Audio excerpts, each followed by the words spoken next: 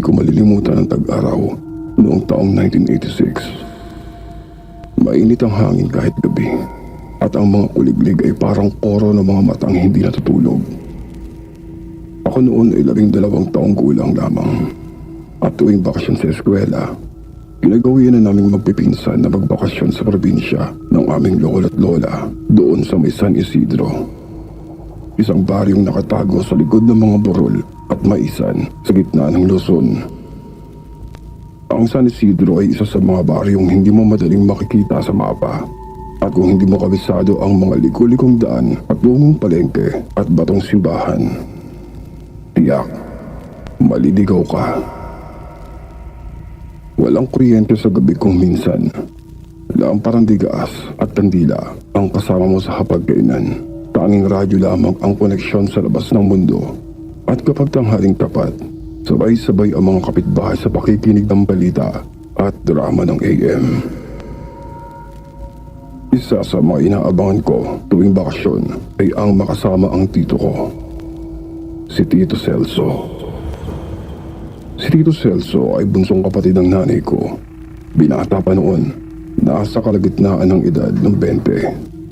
Marunong umakyat ng buko, mahusay sa kwentuhan, at may baraha palagi sa bulsa para sa kanyang mga salamaang kadibata. Madalas niyang sinasabi na siya raw ang hari ng burol dahil kabisado niya ang bawat sulok, puno at palayan sa buong kapaligiran. Mayabang ito sa biruan, pero palangiti at papag-alaga. Siya rin ang tipo ng lalaking malakas ang loob, hindi naniniwala sa mga kwentong multo, duwende o aswang. Palagi niya rin sinasabi, panakot lamang yan. Imbento ng mga matatanda para sa gabi upang hindi nakala ang mga bata. Pero isang gabi, nagbago ang lahat. Naaalala kong unang nabanggit ang tungkol sa babae sa burol noong isang gabi habang kami ay nagkukwentuhan sa may balkonahe. May hawak siyang tansa na diyosi habang kami naman ay nakaupo sa may bangkito. Hinihintay ang lamok na umatake para mayroon kaming dahilan upang mabalot ng kulambo. Natanong pa ng lola ko kay Tito, may nakita ka na bang dumaan sa burol tuwing hapon? Sagot naman niya, sinong babae? Naika naman ni lola na napapailing. Yung babae. Yung babaeng nakaputi. Yung palaging nasa may ilalim ng puno ng santol. Pero wala namang ibang nakatira doon. Napakunot noon naman si Tito. Nauwi ka pa nito, ay baka naman naglalakad lamang. O baka naman nagkakabilang baryo. Pero hindi. Araw-araw daw itong naroroon. Hindi kumikilos. Nakatayo lamang. Nauwi ka pa ng lola ko. Hindi mo ba naririnig ang aso ni Magdado? Panay ang kahol nito kapag ang babae ay naroroon. Doon ako nagsimulang makaramdam ng kilabot. Tahimik ang gabi. Pero biglang lumamig ang simoy ng hangin. Kinabukasan, habang kumakain kami ng tinapay at kape sa may batalan, dumating si Mang Poldo, kapitbahay namin. Bit-bit nito ang isang sako. At sa likod nito ay si Mang Dado, mukhang hindi pa natutulog. Sigaw ni Mang Poldo, na naman, pangatlong pusa ko na ito. Wala na naman. Dagdag pa ni Mang Dado, na yung sa akin na naglahong parang bula. Puro balahibo na lamang ang natira doon sa may damuhan. Tumingin si Lola kay Tito at wika nito, hindi ba? Sabi ko sa'yo, hindi normal ang nasa may burol na yon. Nasagot naman ni Tito Celso, baka naman ay sawa, ahas, isang malaking ahas. Pero kita sa mukha ng tito ko, hindi siya ganong katatag sa kanyang pagkakabanggit. Sa totoo lamang, nagsisimula na rin siya magtanong sa kanyang sarili. napapaisip. Sa susunod na araw, mas malala pa ang mga balita. Maaga pa lamang, may ingay na doon sa may labas. Sa may kalsada, nagkukumpulan ng mga tao. Lumapit kami at nakita ang bangkay ng isa sa mga alagang baka ng aming lolo. Nasa malayo, sa gilid ng sapa, para itong kinaladkad. Wala na itong bituka at ang kanyang apdo, patay at puso ay nawawala. Parang maingat na inalis nang hindi mamawari. Mayroon pa itong kalmot sa kanyang leeg. Nakakalat ang dugo sa may damo. Nasabi pa ni Mang Dado, imposibleng gawa ito ng isang aso, lalong hindi tao. Tahimik ang lahat. Maliban kay Lola, na tahimik na umuusal ng kanyang orasyon at binulungan si Tito. Celso, bantayan mo ang burol mamayang gabi. Pero huwag kang lalapit. Huwag na huwag. Pero hindi nakinig si Tito. Kinagabihan, naabutan ko siyang nakaupo sa may tukod ng bintana. Nakatingin sa may burol. Mayroon itong hawak na teleskopyo na tila pinaglumaan ng gera. Wika pa ni Tito.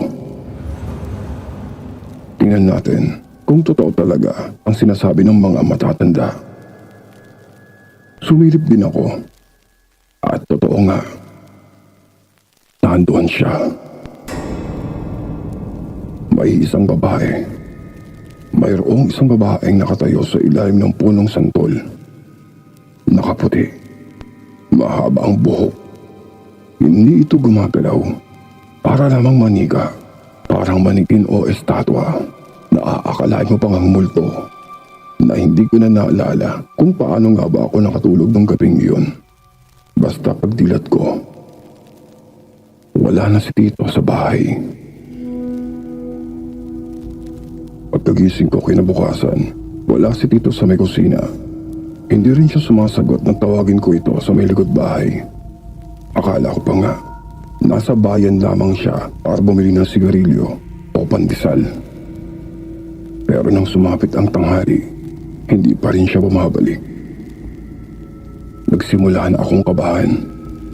Lumapit ako kay Lola na noon ay nagdarasal doon sa may altar. Ika ko, Lola, nasaan si Tito? Hindi pa rin po ba siya bumabalik? Hindi agad siya nagsalita. Binasdan lamang niya ako. Hawak pa rin ang rosaryo. At mahina niyang sinabi,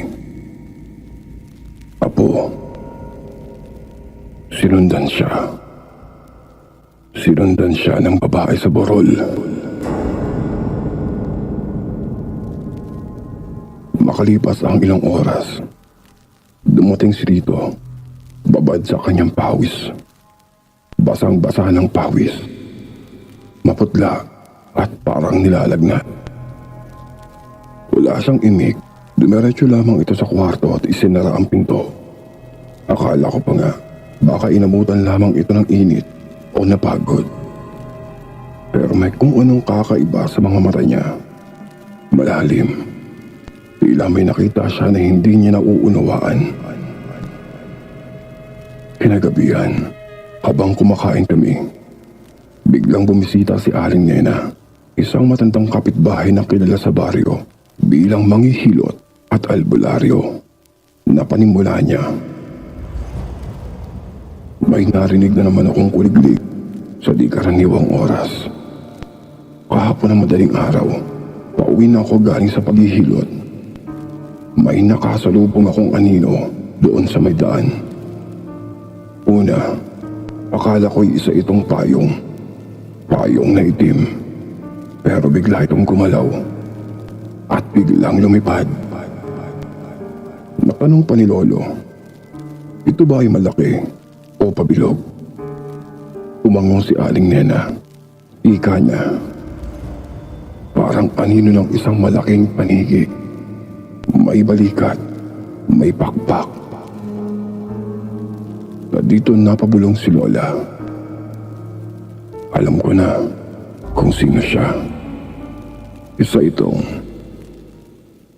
manananggal. At nung linggong iyon, parang isa-isang naglalaho ang mga alaga ng buong baryo. Sa kabila ng bahay ni Mang Dado, 3 tuta ang hindi na nakita. Sa may kanto, si Aling Bising hinahanap ang kanyang 3 pusa. Sa likod ng palengke, ang mga manok ay natagpo ang nakatiwarik.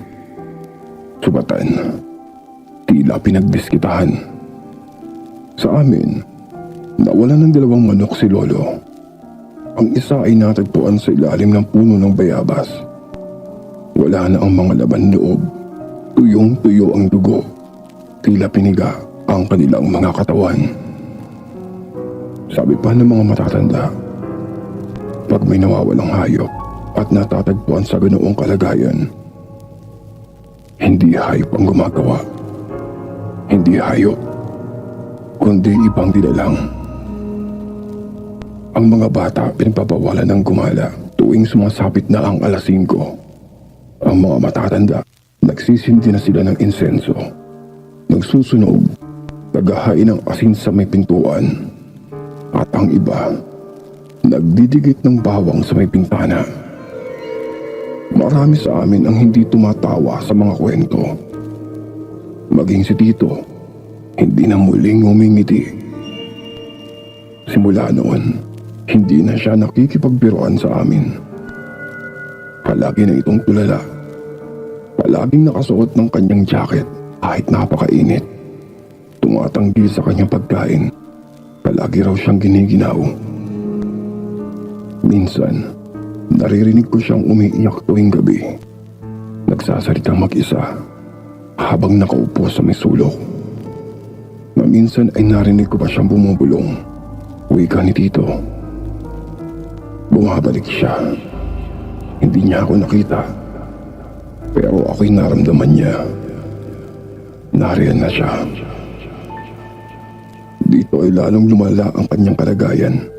Nagsisimula na siyang manginig tuwing gabi. Hindi na rin siya makatulog ng mahimbing. Tuwing madaling araw, magigising kami sa sigaw niya. Sabi niya, binabangungot siya na ang babae sa may burol. Sinusundan siya hanggang sa kanyang panaginip. Isang madaling araw, nakita ko siyang nakatayo sa may bintana. Nakatitig lamang ito sa may burol at wika niya ng mahina. Hindi siya babae. Hindi rin siya tao. Kailangan nating magtago. Dito ay nagkaroon ng pagpupulong sa may barangay. Lahat ng tao nagtipon sa ilalim ng kubo malapit sa may kapilya. May mga dalang ilawan, asin, bawang at mga rosaryo. Ibinabahagi ng mga matatanda ang mga lumang kwento na bihira nilang pinabanggit. Napanimula pa ni Mang Poldo. Sabi ng lola ko, mayroong isang pamilya raw dito dati na naparatangang aswang. Likas ang ganda ng kanilang panganay na babae, pero walang gustong manligaw. Madalas siyang makitang namamasyal tuwing dapit hapon, doon sa may burol. Natanong naman ng isang bata, bakit sa burol? Nasagot naman ni Aling Bising, dahil doon siya nagpapalit ng anyo. Doon rin siya nakita 10 beses bago sila biglang nawala. Tahimik ang lahat. Hindi ko alam kung ito'y takot o paniniwala, pero ramdam kong walang gustong magsalita pa. Sa wakas, tumindig na si Kapitan at wika niya, kailangan nating maging mapagmatiyag. Bawal na ang gumagala tuwing gabi. At kung may makita man kayong kakaiba, dumiretso agad kayo sa may simbahan o sa ating punong barangay. Bago matapos ang linggo, sinubukan ni Tito muling lumabas. Kaya sabi ko, Tito, sasama ako. Pero umiling si Tito Celso na wika niya, hindi pwede. Hindi mo pa kaya ang ganito, kaya dapat ka lamang tumito. Hindi ko na siya pinilit pa, pero nung gabi ring iyon, mula sa bintana ng kwarto ko, nakita ko siyang muli. Nakaupo sa ilalim ng punong mangga, nakatitig sa may burol. Nandun na naman siya, ang babae, nakatayo, hindi gumagalaw. Nakasuot pa rin ito ng puti, at ang hangin ay tila tumigil sa paggalaw. At kahit ang mga boses ng mga palaka, hindi na umaalingaw-ngaw. At nang sumilip ang buwan mula sa likod ng mga ulap, doon ko nakita, umuusok ang lupa sa may paanan ng babae. At dahan-dahan, bumuka ang kanyang katawan mula sa may bewang. At magmula roon, humiwalay ang kanyang itaas na katawan at bigla itong lumipad. Ang iba bang kalahati, naiwan, nakatayo lamang ito sa may lupa. Parang bangkay na hindi inilibing. Ang kanyang pakpak, napakalaki, maitim, parang balat ng paniki. Una ay walang tunog, walang sigaw. Pero ang puso ko'y parang babagsak na sa kaba. Ako mismo ay hindi nakagalaw, hindi makasigaw. Nararamdaman kong umiiyak ako, pero walang luha. At sa isang iglap, tumingin ito sa may direksyon namin. Nang gabing nakita kong lumipad ang kalahati ng katawan ng babae mula sa may burol. Hindi ko na alam kung ilang oras na akong nananatili sa aking pagkakaupo. Parang nanigas ang buong katawan ko.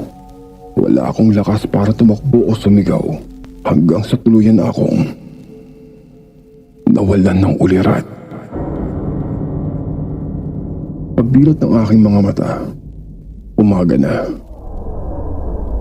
May sikat ng araw na pumapasok sa may bintana.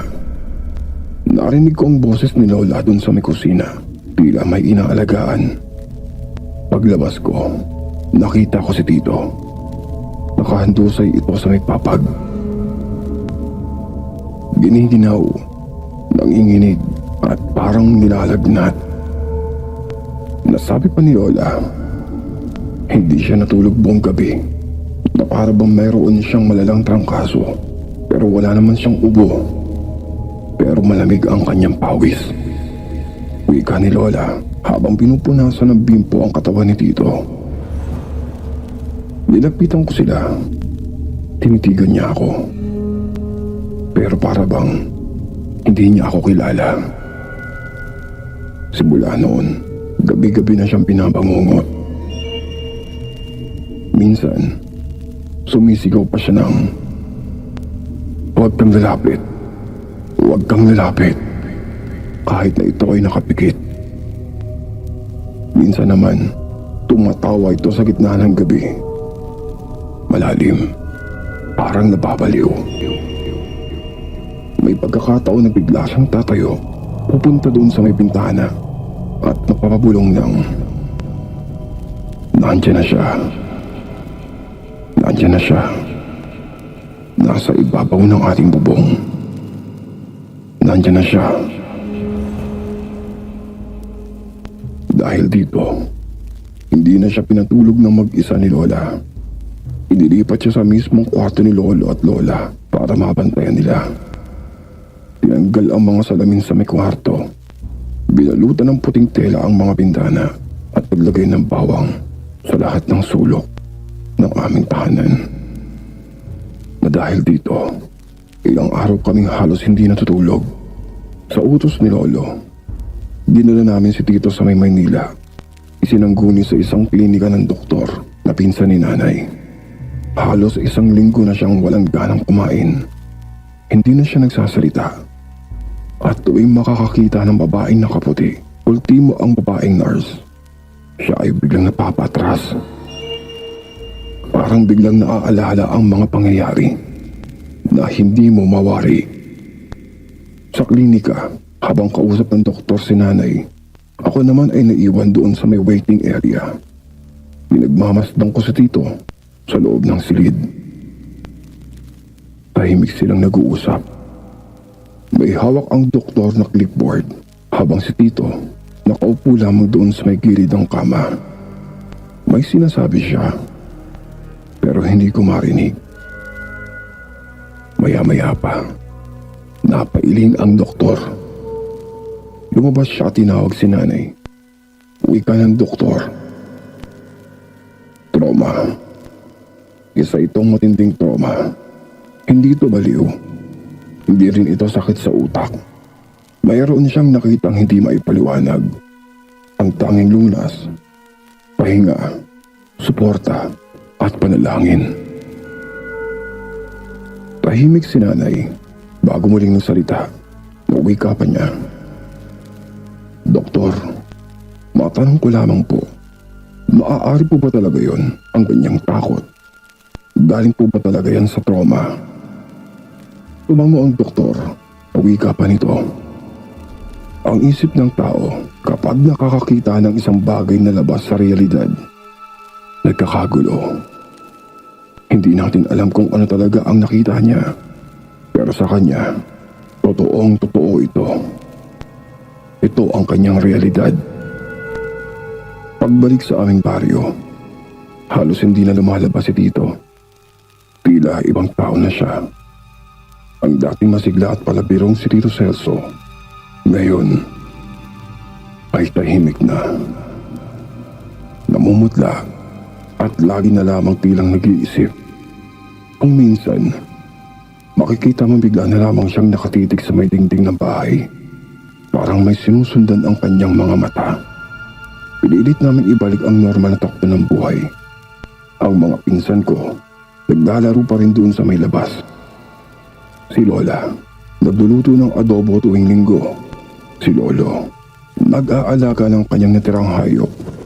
Pero alam namin, hindi na magiging normal pa ang lahat. Sa bawat tahimik na gabi, sa bawat ihip ng malamig na hangin mula sa may burol, bumabalik ang takot. Lalo na't may mga bagong insidente na naman kaming naririnig na nagbibigay sa amin ng kilabot. 3 linggo matapos ang gabing yun, isang alagang kambing naman ang natagpuan sa may masukal na bahagi ng kakahuyan. Kalbo ang katawan, butas ang tiyan, at nawawala ang lamaang loob. Parang lantarang hiniwa, maingat at malinis. Hindi ito gawa ng hayop, lalong hindi ito gawa ng tao. Dito lumaganap ang takot.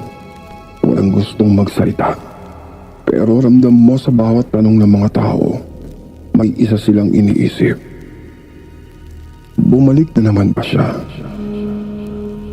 Nagsimulang magputol ng mga sanga ng balete ang mga tao. Nagpatulis ng kawayan.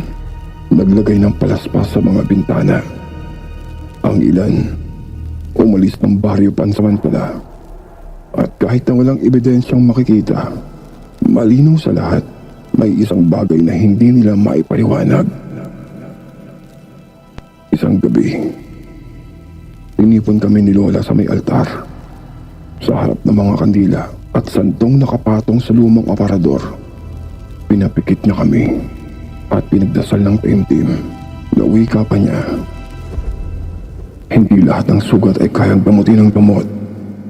May mga sugat sa diwa't damdamin at ang tanging lunas ay pananampalataya namin. Napatingin ako kay Tito.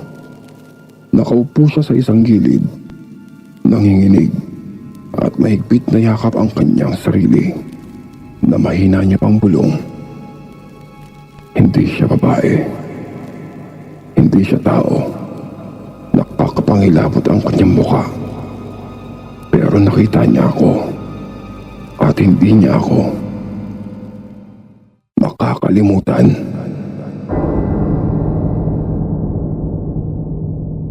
Lumipas ang ilang taon. Ako'y nakapagtapos na ng kolehiyo at nagtrabaho sa Maynila.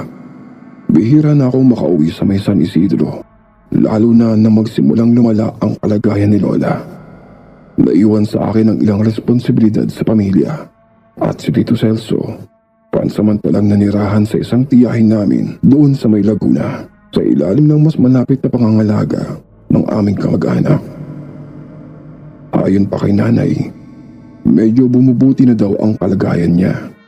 Nakakangiti na muli kahit paminsan-minsan. Kahit tahimik pa rin at iwas sa mga estranghero. Ngunit hindi na siya nakapag-asawa kahit ang pagbalik sa normal ng bawat gabi niya. Sa tuwing nagkikita kami, napapansin kong nakasuot pa rin sa kanya ang itim na jacket kahit tag-araw. Laging may dalang rosaryo at mayroong simpleng pakiusap. Ika ni Tito, "Huwag mo na akong ibabalik. Huwag mo na akong ibabalik doon sa may burol."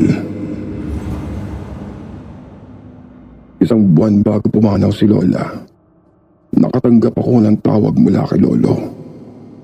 Mahina na raw ang boses ni Lola, pero paulit-ulit niyang sinasabi, may hindi pa natatapos. Kailangan niyang makita ulit ang burol. Hindi ko agad naintindihan. Pinilit kong iwasan ang pagbalik sa may San Isidro, pero ang tawag ng pamilya ay hindi matatakasan. Nag-impake ako, sumakay ng bus, at sa gitna ng umaambong hapon, muling bumungad sa akin ang lumang karatulang may nakasulat na "Maligayang pagdating sa San Isidro." Pagdating sa bahay, amoy na amoy ko agad ang pinaghalong usok ng kahoy na may kahalong amoy ng damong pasa. Bumungad sa akin ang lumang silid, ang altar ni Lola, at ang papag kung saan ay minsang giniginaw si Tito gabi-gabi.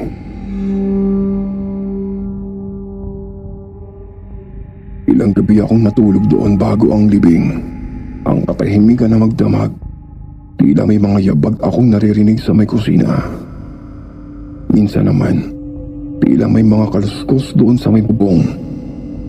Ngunit, tuwing lumalabas ako upang ito'y tingnan, wala namang tao. Wala ding hayop. At noong ikatlong gabi sa may tapat ng bintana, habang nagkakape ako sa lamig ng madaling araw, napalingon ako doon sa may burol. Muli, nakita ko siya. Hindi ako sigurado kung ito'y totoo, pero nakita ko. May taong nakatayo. Nakaputi, na kahit malayo sa lilim ng punong akasya, nakikita ko siya. Hindi gumagalaw. Hindi rin umiilaw ang buwan, pero ramdam ko ang kanyang presensya sa malawak na kapaligiran. Kinabukasan, nagpasiya akong balikan ng burol. Hindi ko alam kung anong nagtulak sa akin. Ito ba ay takot, pangungulila, o kagustuhang maintindihan ang takot na tumibay sa aming pamilya? Nanghiram ako ng flashlight, nagdala ng rosaryo at asin. Naglakad papaakyat, dumaan sa mga pilapil at damuhan. Nasa pagdating ko sa may tuktok ng burol, tila wala namang nagbago. Tahimik, mapuno, at malamig. Pero may bago akong napansin. Isang bilog na bakas sa may lupa. Parang sunog. Parang markang hindi nabubura. At sa gitna ng bilog na iyon, may putol na bahagi ng lumang salamin. Nang kunin ko ito, may nakita akong guhit ng dugo. Maya-maya pa, may malamig na hangin ang dumampi sa aking batok. At sa hindi kalayuan, mayroon akong naramdaman. Mayroong kapalapit, nakaputi at dahan-dahan. Bumubuka ang kanyang katawan mula bewang. Dahan-dahan, tila pinaghihiwalay ng langit at lupa, na parang kabisado na ng utak ko ang mangyayari. Pero sa pagkakataong ito, hindi ako nanigas. Hinugot ko ang asin mula sa aking bulsa at ibinato sa may harapan ko. Umalimbukay ang hangin at sa isang kisap mata, nawala siya at naiwan ang kanyang bakas sa may lupa. Napagbalik ko sa bahay, wala akong nasabi kay Lolo. Pero sa pagsapit ng gabi, bago ko umalis kinabukasan, kinausap niya ako habang kami ay nagkakape. Wika niya, hindi lahat ng kwento natatapos dito. Minsan, may mga nilalang na sadyang itinatago sa dilim. Hindi para tayo ay takutin, kundi para ipaalala na may hangganan ang ating kabayanihan at layunin, at may katumbas na kaparusahan ang ating bawat kapasukan. Tumingin si Lolo sa akin ng seryoso na wika pa nito. Hindi ang paningin ni Celso ang nabali, kundi ang kanyang katinuan, dahil nakasilip siya sa may mundo na hindi para sa atin. Nang bumalik ako sa may Maynila, hindi ito mawaglit sa aking alaala. Hindi ito bilang panakot, kundi bilang alaala sa isang tiyuhin kong minsang naging biktima ng isang nilalang na tinatago ng kasaysayan at gabi.